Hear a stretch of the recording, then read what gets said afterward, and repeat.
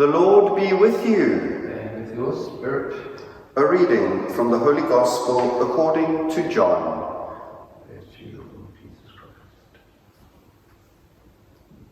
At that time, when Jesus went to the other side of the Sea of Galilee, which is the Sea of Tiberias, and a multitude followed him because they saw the signs which he did on those who were diseased, Jesus went up into the hills and there sat down with his disciples.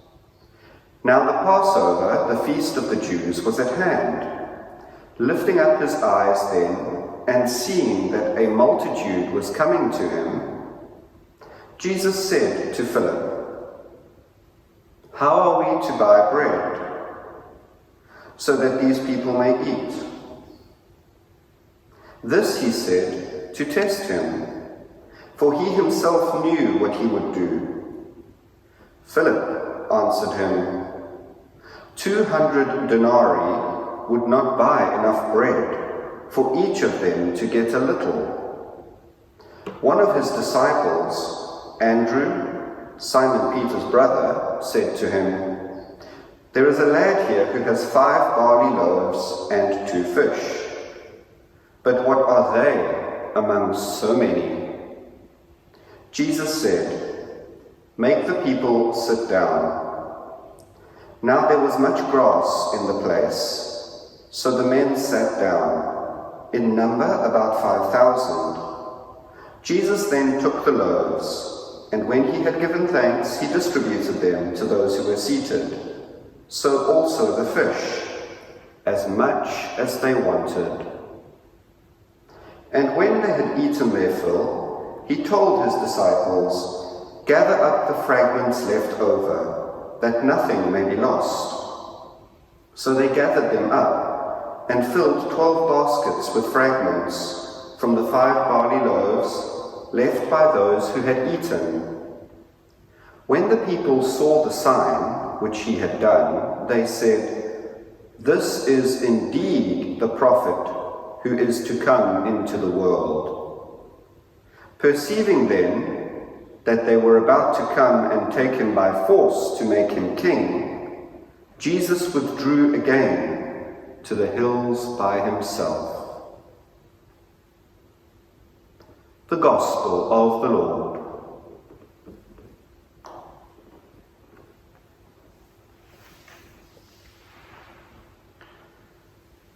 A multitude of needy people gather around Jesus. This is a fantastic gospel reading. It's found in all 4 Gospels. And it prefigures, it foreshadows Jesus, who is himself the bread of life, who himself has come down from heaven. It prefigures, it foreshadows Jesus giving up of himself to feed us, to feed the needy multitude, the spiritually needy multitude. And just as bread in this story satisfies, just as bread in this story calms their hunger and provides for them sustenance, provides for them life, so too does Jesus satisfy.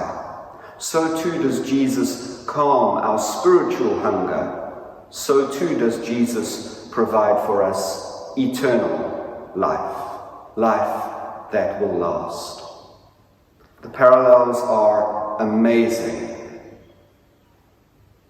There are, of course, some very interesting little points that we can take from this reading. The first is that Jesus is intimately concerned with the needs of his people.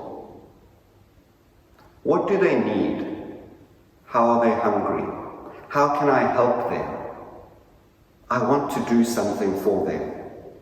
He is intimately concerned with what we need, with our needs and burdens, with our hunger, both physical, but more importantly, more pertinently, spiritual. He tests the disciples. In other translations, he says, you guys, you give them something to eat. And then the complaints come, but we don't have enough money, we can't do it. And therein lies the point of the test. Jesus, who will say, I am the vine, you are the branches, is saying here very subtly, you guys can't do it without me. You need me. You need me. I am the vine, you are the branches. And we who today work in the same way as the disciples did, to spread the gospel, to live the gospel, to bring it to all corners of the earth through what we say and what we do, we need Jesus. We can't do it without Jesus. We would lack that essential spiritual element, that essential spiritual drive without Jesus Christ. We would lack purpose and direction. We would lack power.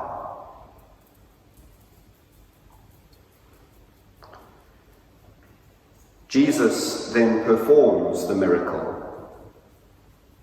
He gives the people what they need. He supplies them. Come to me, all you who are weary and overburdened, and I will give you rest. And yes, we can confine ourselves to looking at this on a purely physical level. He feeds the hungry, and so he will tend to our physical needs.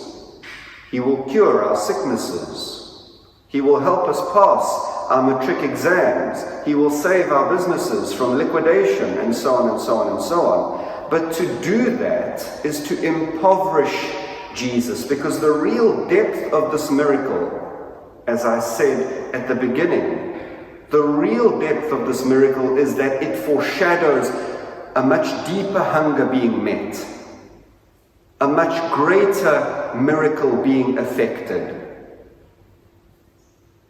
That Jesus fulfills our spiritual needs. He satisfies the depths of our spiritual hunger. And he gives us a healing,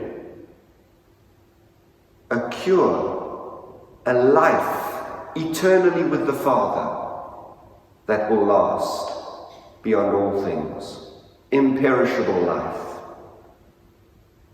By his own sacrifice, he gives this to us, and he provides for us. Now, it can be difficult at this time, especially with what is a sort of pseudo-extended lockdown, moving from level 5 to level 4. It can be difficult for us who are at this moment kept away from the bread of life, in the sense of the sacrament. For us who long for this bread of life, not only for the physical troubles that we have, and when we seek consolation for those troubles in the sacrament, with the Eucharist, but more pertinently for that connection with Jesus that we need, that spiritual connection, to uplift our spiritual life. It can be very difficult for us. But I want to share something with you a good friend of mine told me. And his parish priest is responsible. He told him. He said to him, take this time away from the Eucharist as a retreat. Reflect on all those times in your life when you received the Eucharist. Consider your own state and your own hunger, your own need for Jesus in your life. Take this time to reflect and to introspect, to come to Jesus on other levels, in other ways. but most importantly, to nurture that hunger for the Eucharist. So that one day, when this lockdown is lifted at level 2 or level 3, when churches may be opened, I don't know, but so that one day, when you receive the Eucharist again, what a thanksgiving that will be. What a joy that will be. To have Jesus in person, the bread come down from heaven, meeting our needs once more.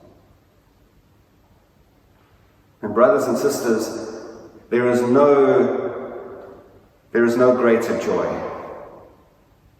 and no greater example, I think, because the word Eucharist itself means thanksgiving.